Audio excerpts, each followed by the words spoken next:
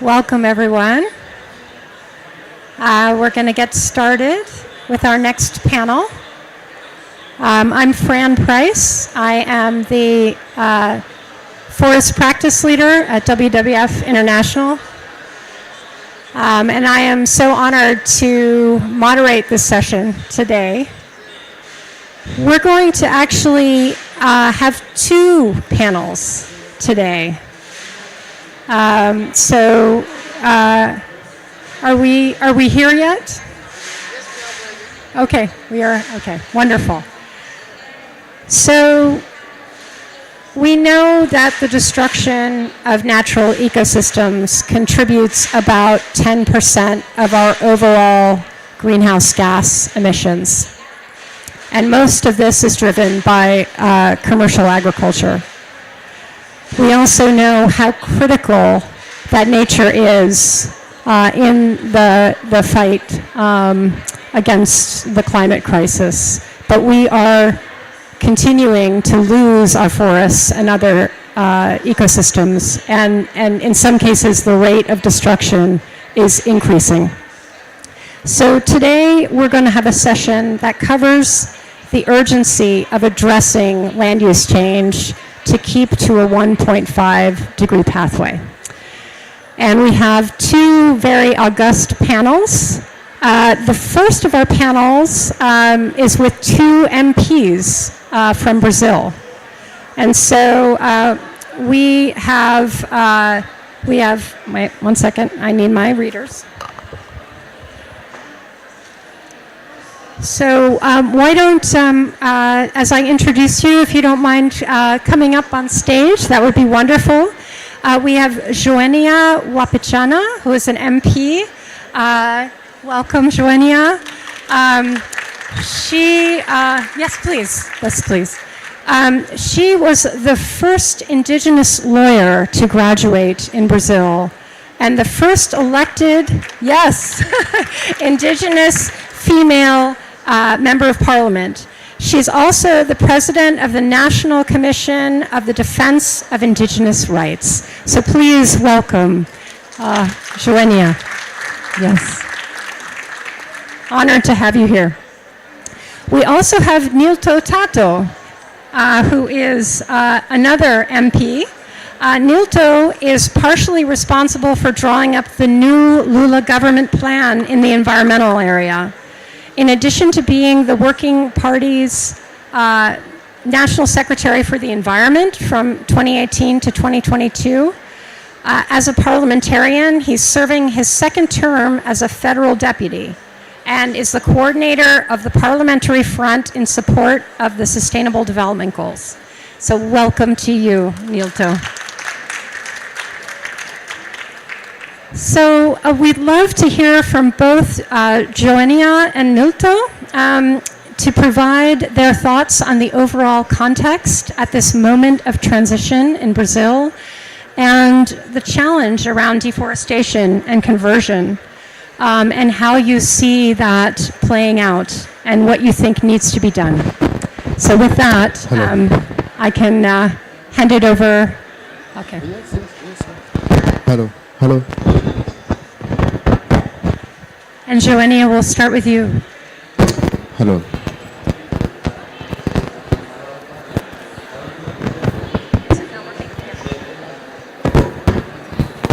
Hello.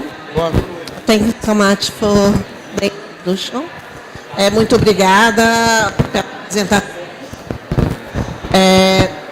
Eu gostaria de falar que é muito importante estar tratando desses temas aqui na COP, e agora com uma nova mudança de governo no Brasil. Thank you very much for inviting me. We are now here in a very special moment at the COP because we are in a transition moment for Brazil. Brasil veio com uma novo compromisso, mas também aqui na COP, e é por isso que nós estamos aqui, tanto eu, talvez Nito também que nos traz, é porque nós estamos de fato trazendo a esperança de colocar em prática este chamado de responsabilidade, que é o que está discutindo, que é o desmatamento zero. So this is a very moment for us to reaffirm a commitment here at the COP, and considering the importance and the expectation there is for our country to commit and work in favor of zero deforestation. E para nós, tanto da Amazônia, eu sou da Amazônia, sou do estado de Roraima, sou indígena, e onde se concentra a maior parte, talvez, da floresta em pé, e que nós vimos durante esses 3 anos, as metas que foram colocadas no passado não serem cumpridas, para nós, além da esperança, ela vai trazer uma sinalização que pode ser possível, sim, resgatar tudo que foi avançado no passado. So this is particularly important for me because I was born in the Amazon, in the northern Amazon, in the state of Roraima, a place where maybe there is the biggest last standing forest on the planet, and we've seen it gone, and the hope is we'll be managed to recover from 3 years of devastation. Mas também pensar em soluções e também, porque nós já sabemos da evidência, né? Nós sabemos tanto em relação aos dados que são publicados pela ciência, pelos institutos, quem se debruça a apontar o avanço do desmatamento, mas talvez seja a hora de avançar nas soluções, não apenas nos compromissos, nos acordos que vão ser tratados aqui, mas também na viabilidade desse compromisso na prática, tanto do olhado financiar quem já está trabalhando, mas quem já está protegendo a floresta em pé. So we already know what happens very well. We know what solutions are. We have a lot of commitments. Now it's time for action, for concrete action, and being able to reward who is effectively defending the forest and working in its protection. Para concluir, eu trago o caso para os povos indígenas. Não poderia deixar de falar nisso, mas quem de fato na Amazônia soma, eu digo que soma, porque tem feito serviços ambientais imprescindíveis, e território também pela ciência, são estratégias também de conservação, tanto a biodiversidade, mas também para conter o avanço da crise climática. Infelizmente, os dados apontam para o retrocesso, para o avanço, mas é tempo hoje de pensar, de incluir os povos indígenas no sentido de serem aliados das políticas internacionais para conter tanto as perdas e danos que nós estamos sofrendo, mas também para buscar fortalecer o trabalho que os povos indígenas já desenvolvem, e daí eu incluo como uma solução bastante clara para a Amazônia, a partir do Brasil, e a partir desse compromisso que vai ser tomado aqui na COP. So I here express myself as a leader of the indigenous community, and this is very clear the role of indigenous territories in preserving biodiversity and critical ecosystem services, as well as carbon mitigation, and the role of indigenous people and territories in this has now to be fully recognized, the weight and the role of these territories and these people and these cultures in achieving the climate goals. Muito obrigada. Thank you very much.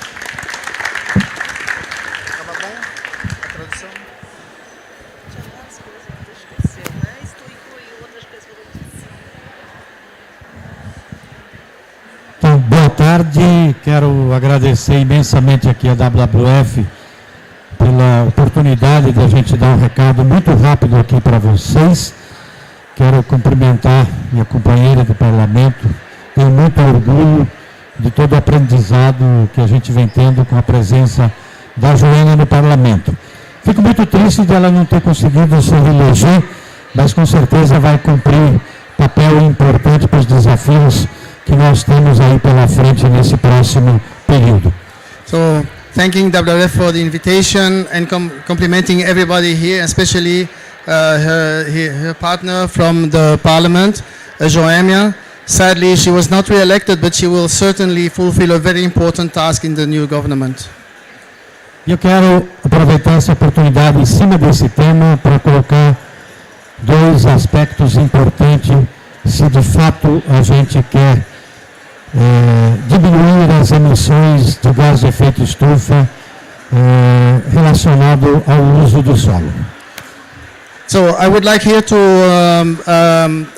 stand out two specific issues related to reduction of emissions due to land use change. O primeiro é reconhecer que povos e comunidades tradicionais ao redor do mundo, em especial no Brasil, são os principais protetores da biodiversidade da floresta, daquilo que ainda resta de floresta. E que, portanto, no Brasil, nós temos essa expectativa e essa esperança, porque há compromisso do presidente Lula e está grafado no próprio programa de governo, que passou pela eleição agora e foi vitorioso, de que vai retomar a criação de unidades de conservação, a demarcação de territórios quilombola, a demarcação das terras indígenas, a demarcação e o reconhecimento para as comunidades tradicionais especiais extrativistas, e que, portanto, o reconhecimento desta população passa necessariamente pelo reconhecimento territorial, porque estes são os principais protetores daquilo que a gente tem de floresta. So the first key element is acknowledging the role of traditional communities in the climate goal, in protecting and preserving the overwhelming biodiversity and carbon that is remaining in Brazil. Acknowledging this role is part of a commitment of the elected president-elected Lula to have a very proactive policy on creating new protected areas, reinforcing and implementing the indigenous territories, but also the right of ex-activist population and also quilombolas, which are Afro-descendant communities. The protection of biodiversity of the Amazon, and that is particularly, so that acknowledgement is key for the whole world, but particularly for Brazil. And the way to do this, and the first essential step to be able to fulfill that role, is to recognize their territorial rights and strengthen their territories. Thank you.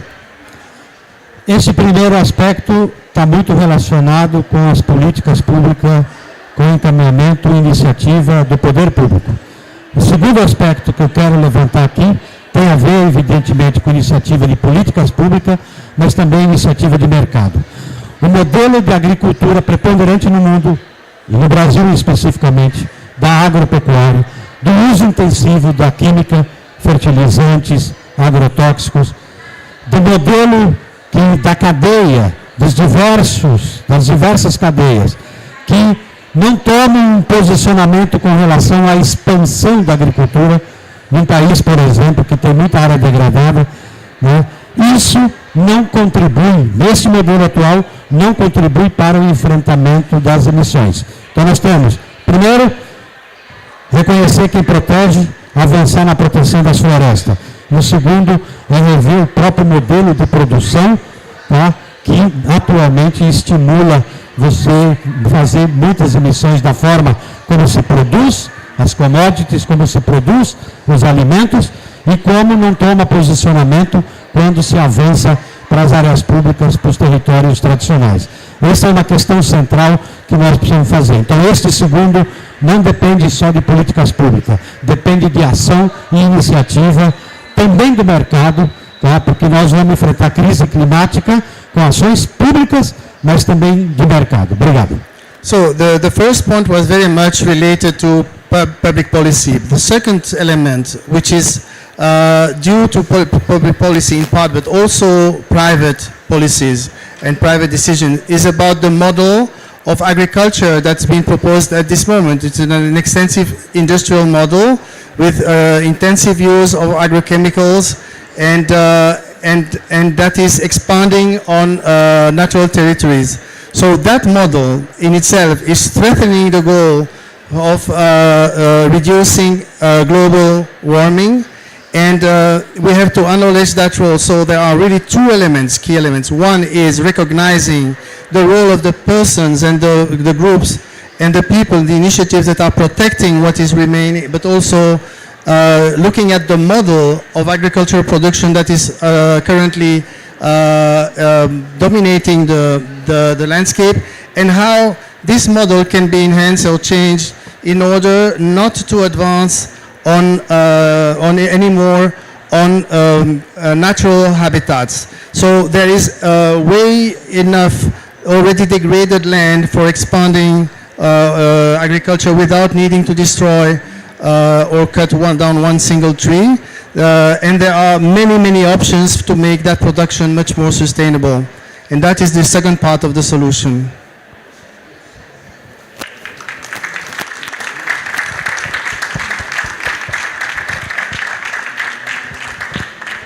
Thank you so much, Joenia and Nilto.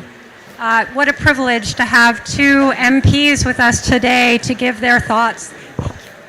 Thank you so much on this transition and this urgent moment in Brazil. So now I'm going to ask Emily Mowberry, I think I got that right now, to join us on stage. I am going to take moderator's privilege here because we only have 3 seats, so we're going to do this in stages here. But Emily works on greenhouse gas emissions, measurement and mitigation in food supply chains in WWF's Market Institute. She has a PhD from MIT and uses her engineering and research background to quantify how private sector actions impact the climate. Emily is going to talk about a study that she recently completed that demonstrates that credible climate targets require deforestation and conversion-free supply chains. So with that, over to you, Emily. Thank you.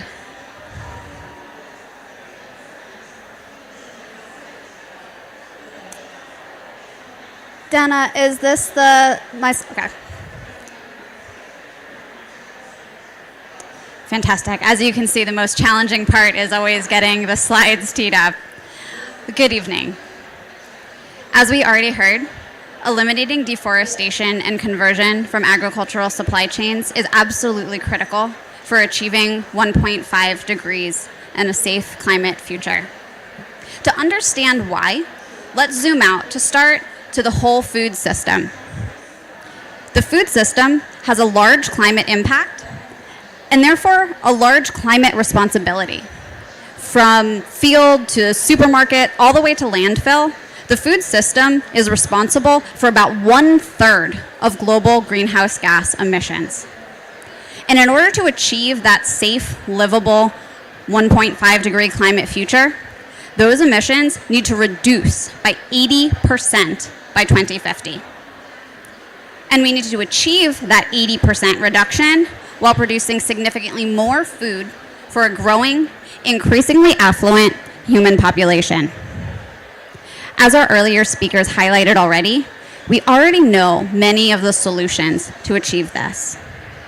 Right now, there is a huge variability in the emissions used to produce otherwise indistinguishable food. Consider these 2 plates. This one, produced using some of the most climate damaging agricultural practices, takes 171 kilograms of CO2 equivalents. While this one, produced using some of the most climate friendly, takes only 12. This over 10-fold difference is typical. We have seen examples of farms that are neighbors, producing the same crop using similar methods with 2 to 5 times difference in their greenhouse gas intensity. So, one of our big challenges is identifying those big emission sources and rapidly decreasing them.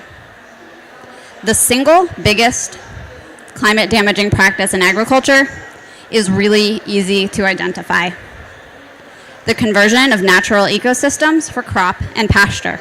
As we see here, in this photo of the Amazon rainforest being destroyed to make room for soy. Because of the huge amount of carbon that is stored in natural ecosystems, when they are cleared for agriculture, large amounts of carbon dioxide are released. Even when these emissions are amortized over 20 years per standard greenhouse gas accounting, the emissions differences between products produced on converted and unconverted lands, as we see here for beef, palm oil, and soy, are also very large. When we add this all up, the contribution of converting ecosystems to cropland and pasture is large.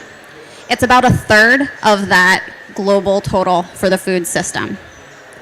And beef, palm oil, and soy, just those three together, account for about half of that. So, let's take a deep dive into how these commodities can deliver a 1.5 degree future. Consider soy.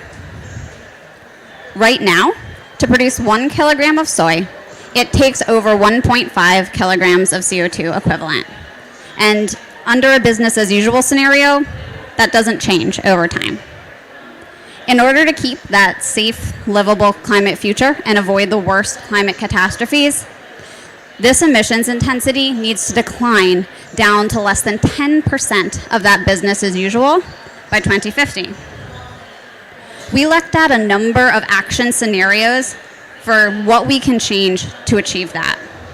First, we looked at reductions in on-farm emissions. So sources like changing fertilizer use or changing tillage practices. This only gets us about 15% of the way there. As you may have guessed from the theme of this session, we also looked at eliminating deforestation and conversion. And as you can see, this really starts delivering results. But the details of how we implement and account for eliminating deforestation and conversion in supply chains really matter. And next, I'm going to talk about 2 critical tools in achieving these types of reductions. These are cutoff dates and target dates. A cutoff date is the date after which conversion is not compliant for a supply chain.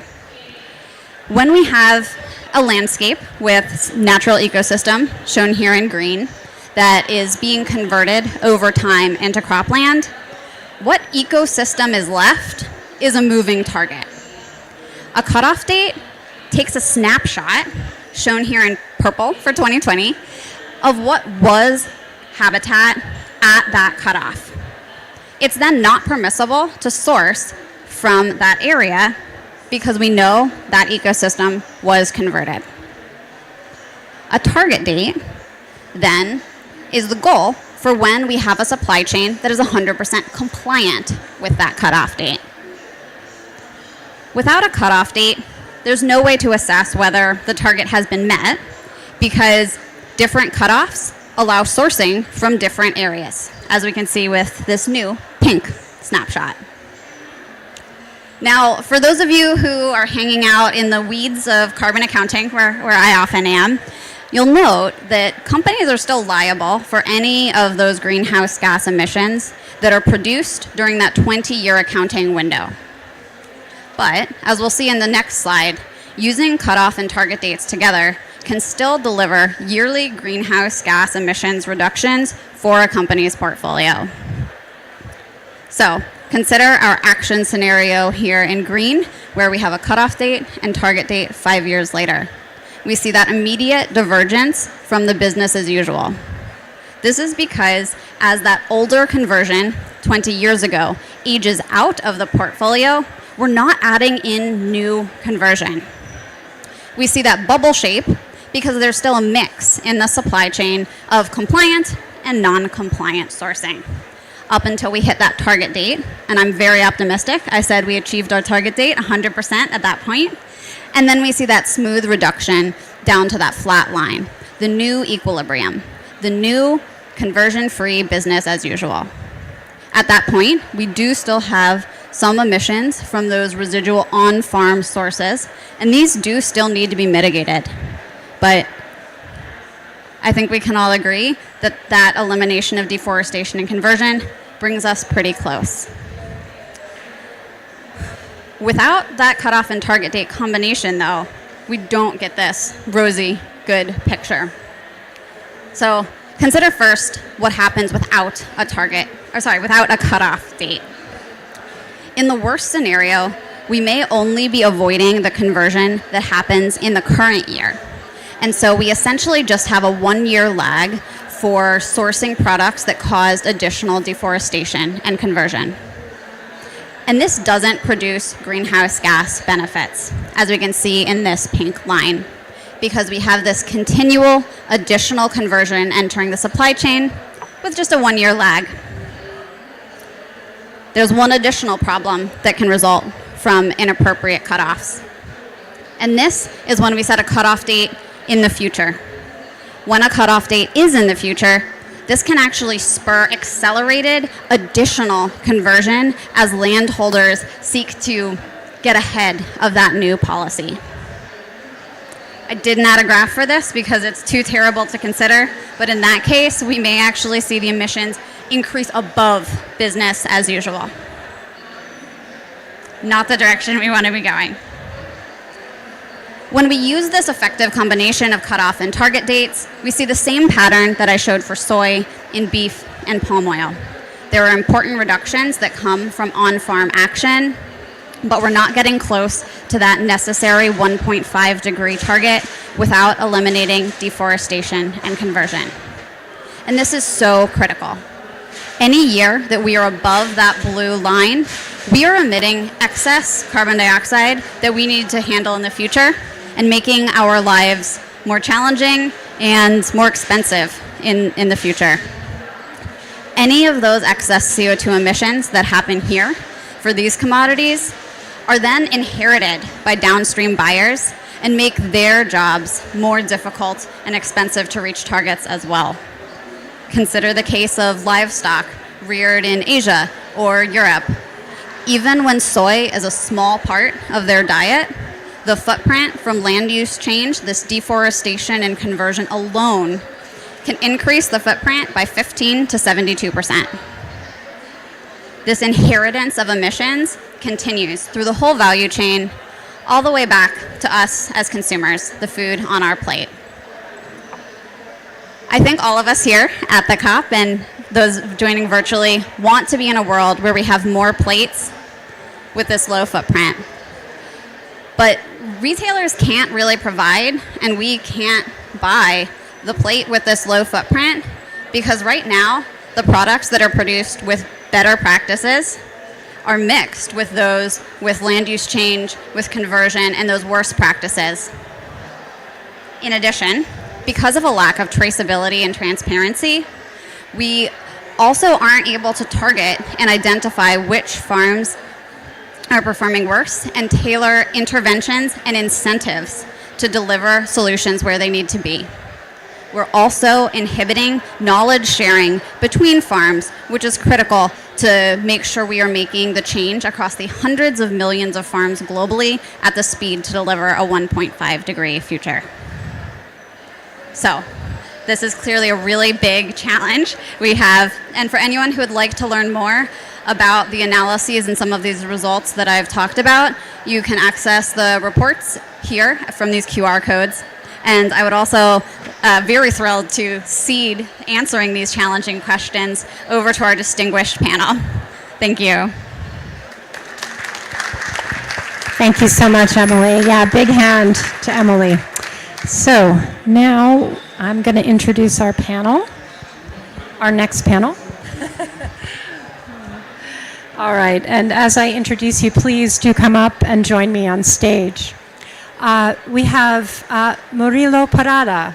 Murilo is the Brazilian CEO, please, yes, Brazilian CEO and the Global Chief Sustainability Officer at Louis Dreyfus Company.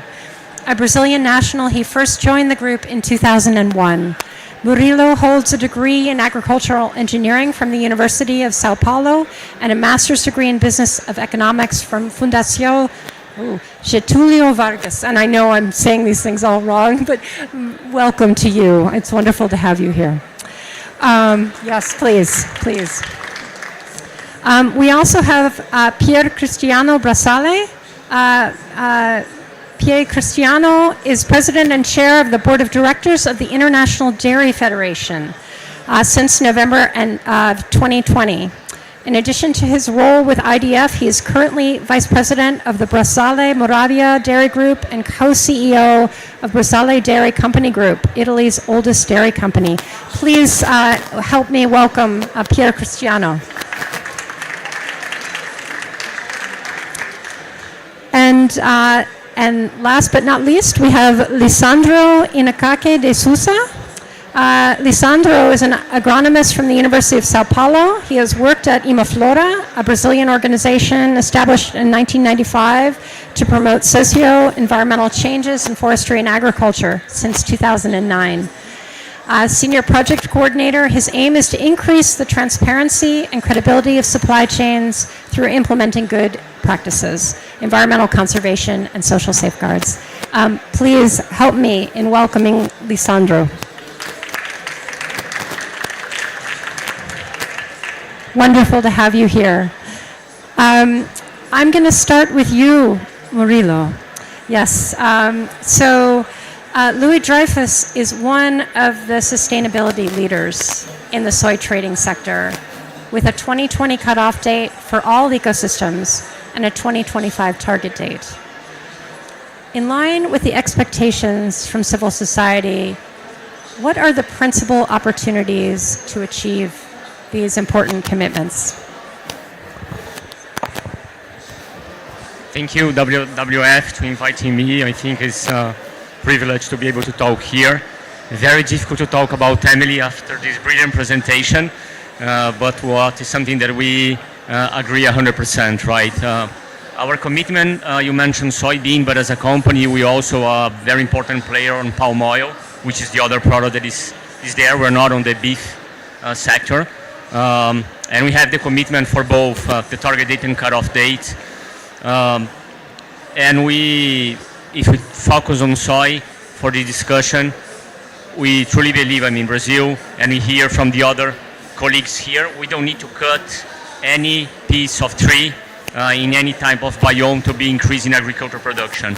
So what we making this story a success for us is not to be delivered on the commitment what we do as a company only, because I think that will be, differentiating us, and we hope that consumers, either the people that will be buying the product from us, but the final consumers and also other stakeholders will be perceiving that there is something that we're doing that is different than anybody else. And today, those differentiation, they are not there in the market. And also, one expectation that we have as we implement this one is that the people will really be creating the value. But I think the areas of focus that we want to have, that we're making us proud here to deliver, we need to engage the farmer, right? Because we saw how we need to be engaging the native people, the quilombolas, indigenous population, to be protecting the forest. But we need to engage the farmer to be able to expand agriculture production. And we saw that agriculture production, if I could be stealing her slides, on the left side, right side of the plate, we can produce very sustainable. And I think we need to be creating practices to be engaging the farmers to producing as such. So deploying incentives to the farmers to be protecting surplus reserve areas, and in parallel to being creating incentive to farmers that as they want to expand production to be doing in degraded area is what we like really to be having as pilot projects, I'll say in the beginning at this stage, but then we can scale. And really our ambition is that as we make those small business case success, we can really scale and change the landscape potentially on the country. And that's what we like to achieve. That's wonderful, Murilo. Thank you for your leadership. I'm going to switch to Pier Cristiano and ask about the dairy sector. Because worldwide, the dairy sector is a significant consumer of soy. How can this essential sector be more active on this critical agenda to eliminate deforestation and conversion once and for all? Thank you. Thank you for the invitation. I made some notes because normally I speak too much, so to remain in the time, I have some notes, okay? Okay. So, Even the sector, dairy sector, contribute only for 4% of total greenhouse gas emissions. This is my premise. Oh, yes. So, now it's better, sorry. So thank you for the invitation. I want to make a short premise, and I have some notes because normally I speak too much, so I want to stay on the time. So even the dairy sector contribute only for 4% of total greenhouse emissions, which is data of FAO, has been making a huge progress in reducing its greenhouse gas emission in the last 2 decades due to the improvement of ruminant fermentation, better manure management, and efficient energy use. The dairy sector is strongly committed at the reduction of its environmental impact. We have several examples of several initiatives: Dairy Declaration of Rotterdam with FAO, Pathways to Dairy Net Zero. Tomorrow we have a conference presenting this project, and Dairy Sustainability Framework. As IDF, I remember, we provide methodologies to calculate the environmental impact and guidelines to optimize the use of resources along the entire chain of our sector. We have presented, I want to remember, we have presented here, this publication is Dairy Climate Action, and we have an article about deforestation. And I invite you to download from our website. The responsible about deforestation, we think that the responsible use of all inputs along the chain, including the use of soybean, of certified and tracked, is an obligation.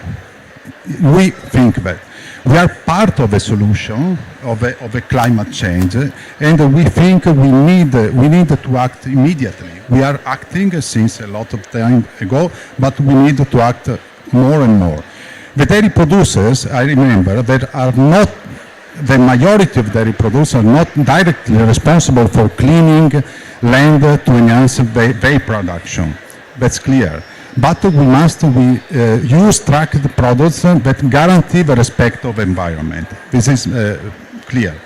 I remember European Parliament in September adopted a new law that promotes and obliges the use of free deforestation products and the respect of the human rights. And we are happy to follow this law, as already are doing the biggest companies in Europe, like Friesland Campina or Nestlé. They are doing it. So we are, but let me say one thing. The last IPCC report say that the solution to reduce the conversion of land and reduce the climate, the emission of greenhouse gases is sustainable intensification of agriculture. That is written in IPCC report. And what we are doing in Europe is totally wrong with the Green Deal in this part, because we need to intensify production. We need to intensify the productivity of the land we use to reduce the needs of the forest, to use new lands. Another solution is what suggested the representative of government in Brazil. I have a farm in Brazil, so I know very well Brazil. And another solution is to recover degraded pastures. There are only in Mato Grosso do Sul, where I'm based, there are 1.5 million of hectares of degraded pastures. So we don't need more land to produce more soybean or other products. We need to recover these degraded lands. Thank you so much, Cristiano. So I hope this microphone is good enough for the moderator. Hello. Hello, Lisandro. So what is at stake in Brazil in terms of eliminating deforestation and conversion as soon as possible? Okay, can you hear me? I will take my glass. I use my cell phone to support me in this.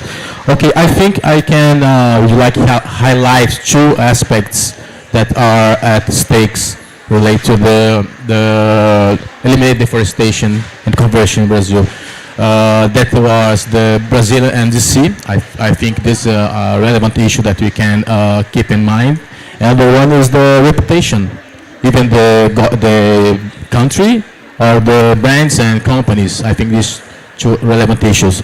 To materialize some information, the Brazilian greenhouse gas emission estimative system released early monthly report that the land use change is responsible for a half of the GHG emissions in Brazil the last year.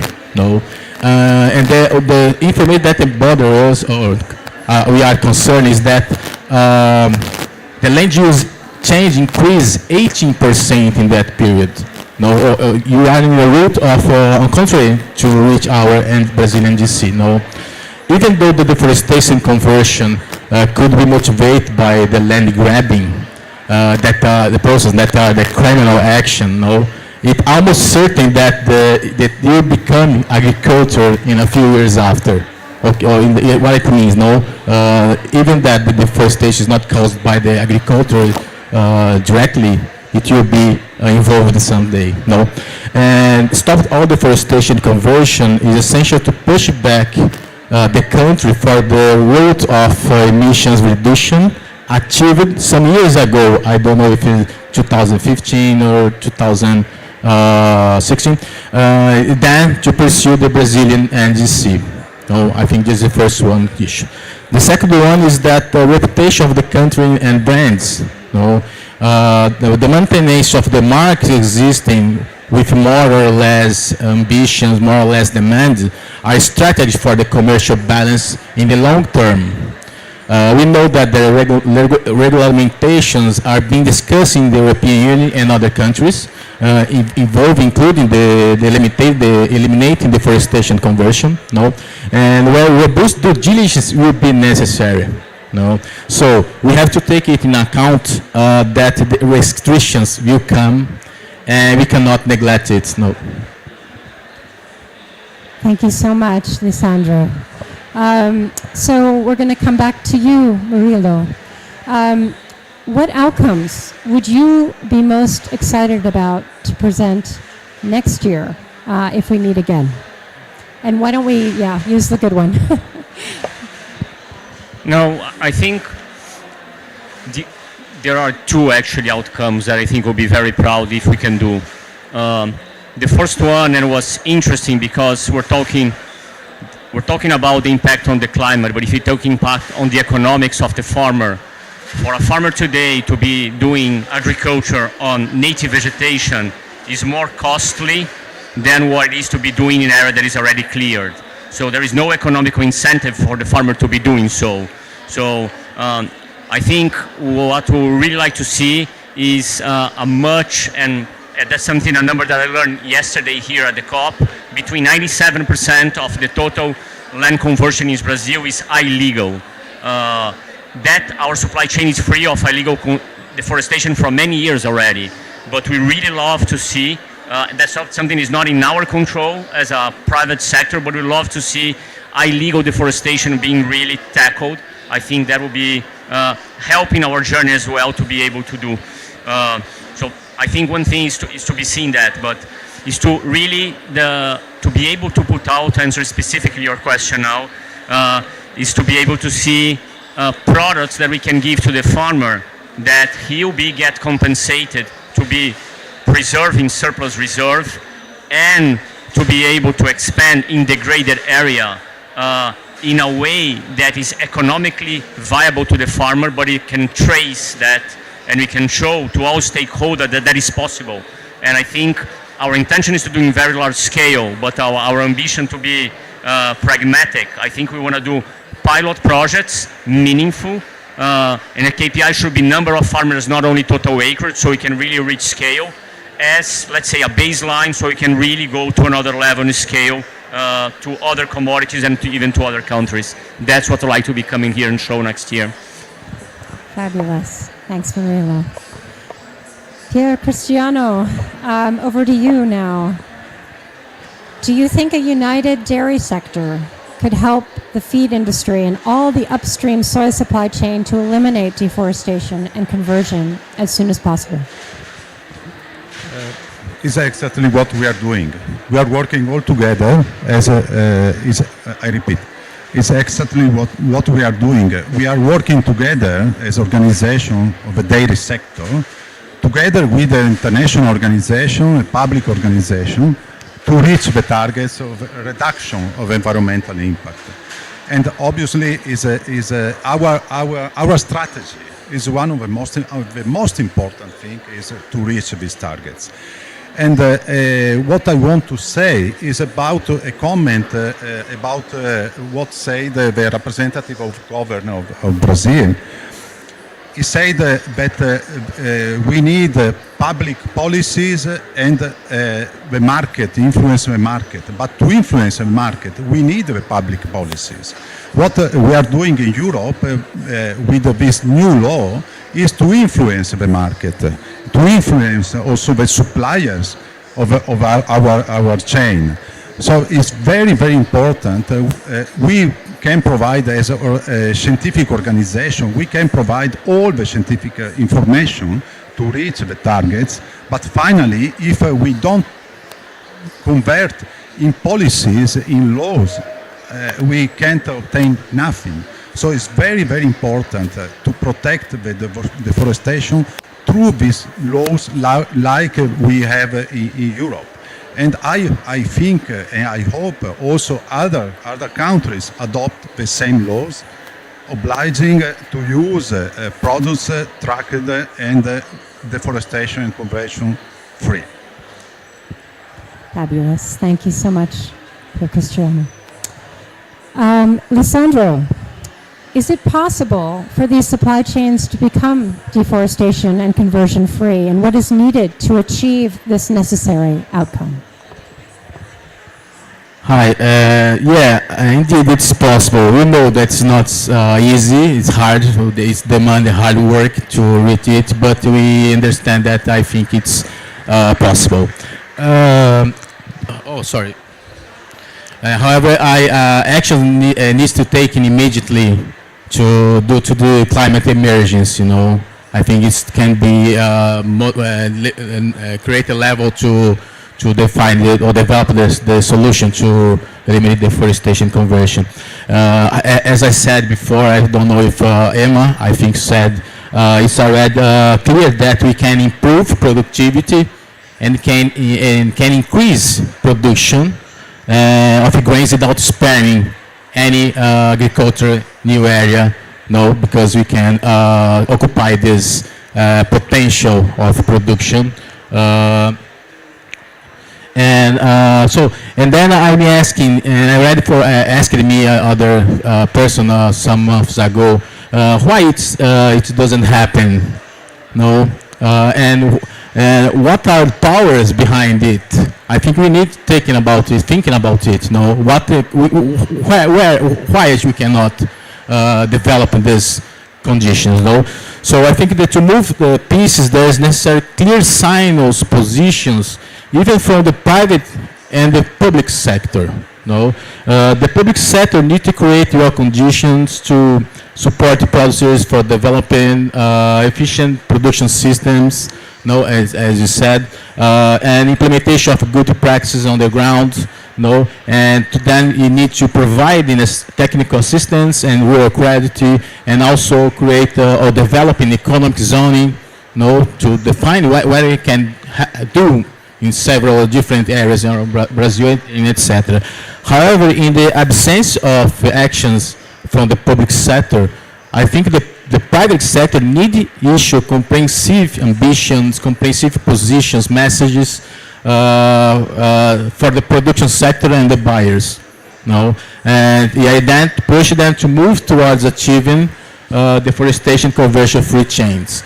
Early this week, some companies including Dreyfus, released a roadmap that we can congrats them relate to several things in the document, the roadmap. For example, the define of target date to 2025. They define a goal to reach the full elimination of conversion deforestation. It's very good, but some information, some issues not so clear for us. I would like to highlight three things that we can discuss better. First one is related to the cutoff date that Emma said for us. When you define, we don't define a cutoff date or establish that each company can define individually the cutoff date, you create some confusion for the market that will buy the commodity. I think this first issue that we need to take attention. The second one is related to how kind of typology of vegetation we are talking about. On forest, we are covering other wooded lands or grasslands. It makes total difference when you were implementing the commitment. I think this need to be more clear. And to finalize, I think the most commitment that you have in the soil sector is the Amazon soil moratorium. And for me, it's not clear if they are considering the Amazon soil moratorium inside the roadmap or not. And also, it will make total difference in the post-implementation. I think is that. Thank you. Thank you so much. We may have time for one or two questions from the audience. Do we have anyone with a burning question? Anyone? Okay.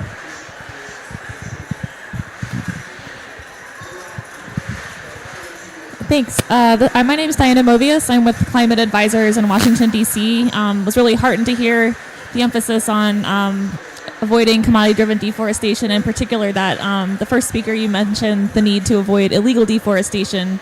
That's what the bill, the Forest Act does. You've probably heard of it. It was introduced in the U.S. Congress recently, and not likely to pass this session, but maybe there's hope for next session. So I was curious your feedback on that bill in the U.S. and if you also have things to say about the EU regulation. Thanks.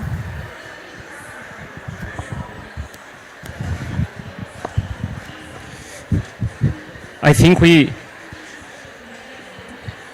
it's important when the consumers at the end is not even the government, right? Both in Europe and the US, and they are mindful about the impact on global warming, and they want to have their products not contributing to that. So in that sense, I fully understand why legislators, both in the developed world, are approving those measures, because they are receiving pressure from their citizens, their consumers in their countries. So, and I think that adds pressure to the whole supply chain that will have a positive impact. But my particular opinion is that it's going to be limited, because we have to mind, and let's take soy for example, right? If you take, it's going to be less than 20% of the soy that is produced in Brazil come for Europe, for example. Brazil don't export soybean to US. So if we want to take as a company to be delivering to the US or to Europe deforestation-free and conversion-free products, we could be taking from other regions, simply take product from the US, serve Europe, and then we satisfy the European consumer, but we're not engaging with the problem. So I think that measure is very limited. And I think once we have the problem, I think exclusion, and we are excluding some on our supply chain, but I think our priorities, we need to engage and provide solution to the farmers. We need to engage with them.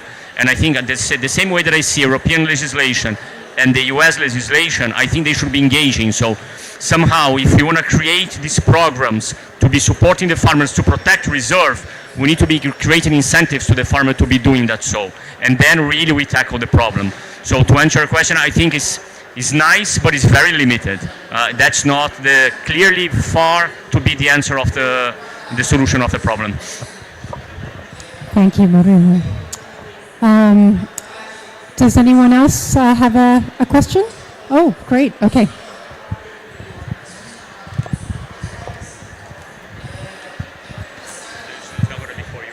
Thank you. Can you hear me? Yeah. I guess I wanted to ask a question because clearly with Louis Dreyfus you have some leadership and you participated in the process of this roadmap, and I'd love to know what will it take to get broader leadership in the trader group to being to address some of the sort of the, what do you say, missing pieces of the roadmap as were expressed by the lack of a cutoff date and the issues around not including conversion. I'd love to know what would it take and how do we do that? I think that's a little bit dialogue. What it takes is dialogue and bring the ideas and really to expose the ideas that we believe are best. And is a group that we have many companies. Each company, they have their own policy, their own commitment. I saw, the roadmap has been somehow criticized, but there was progress in that roadmap as well. I think we had a target date of implementation that was 2030, is 2025. So I think that is progress. Also, we have products now, because it was before only soybean. Now we have soybean oil and soybean meal, and that's progress again. So it's ideal. Of course it's not ideal. And we have commitment that we'll be tackling other biomes. We'll be discussing and bringing potential solutions to biome that is not on the rainforest, but on Cerrado as well. So, and I think we hear a lot, so why do we sign? This roadmap is not good. I particularly have the opinion that if we get off the table in any situation and we don't discuss, we have more to lose than more to gain. So I think to be holding the roadmap, to be engaging, even to be criticizing, I think is part what the civil society should be doing, and I think they are doing. But I do believe that to be taking this leadership, we lead by example. We lead by good practices, and I think that's how we do, is with dialogue, showing and leading by example. And that's, I think, many companies can do that within that roadmap. It's not only us, and definitely is not us the only company doing that. But we certainly feel like we are one of those.